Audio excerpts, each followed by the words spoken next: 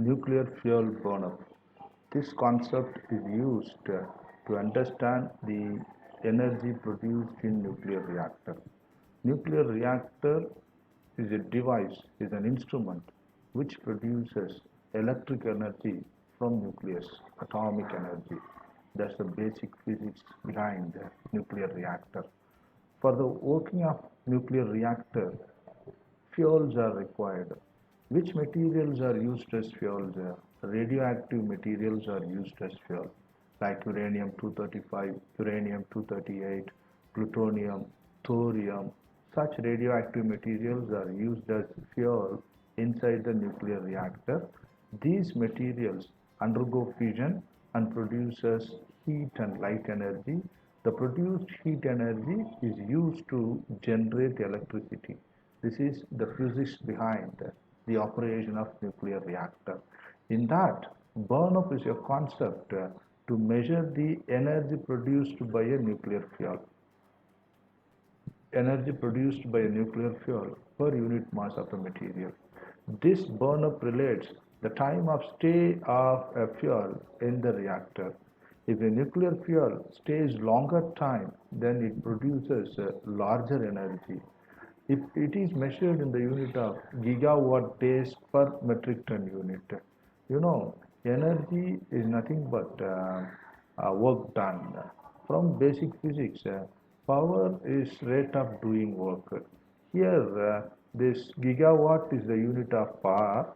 If you multiply this gigawatt by time, you will get energy. That's what here happened. Gigawatt into days. So energy you got. This energy is produced by how much amount of material, metric ton unit. So 1 ton is equal to 1000 kilogram.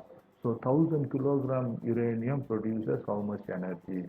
That's what this burn-up says in the nuclear reactor. Coming to the areas where the burn-up is calculated, these are the areas the burn-up is calculated. Core area of the fuel, then fuel assembly, fuel rod, local or mesh burn-up. Core area means what, sir? Core is the area where the nuclear fuel concentrated more. So in that area, what is the burn-up?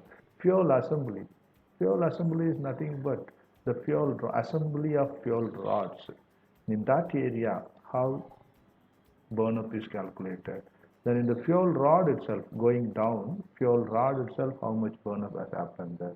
Then that fuel rod is made up of many pellets, pellets of fuels. So that is local area. In that local area or mesh, how much burn-up has happened. This is how this burn-up can be calculated in these four parts. Next, coming to the practical calculations of burn-up, I want to explain you what is 1 gigawatt day.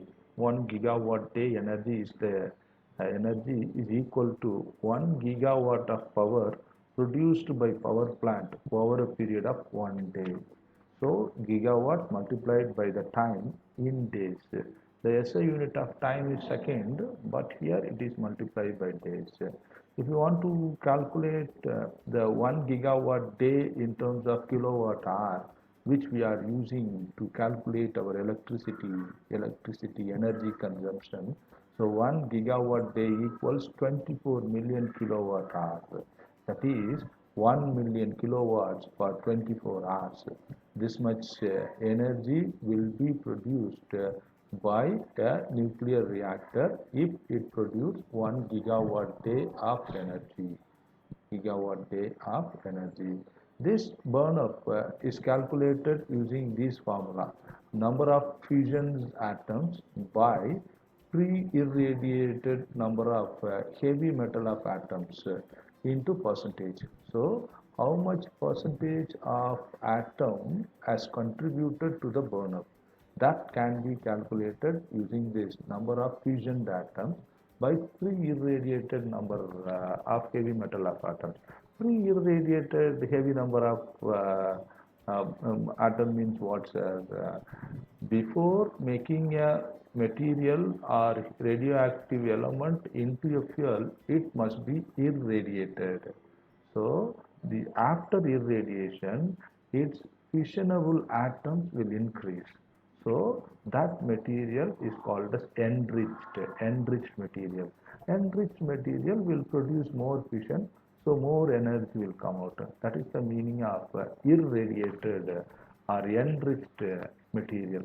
But here in this calculation, pre-irradiated number of heavy metal atoms. Before enriching a particular material, how many number of atoms are there in that material? That should come in the denominator.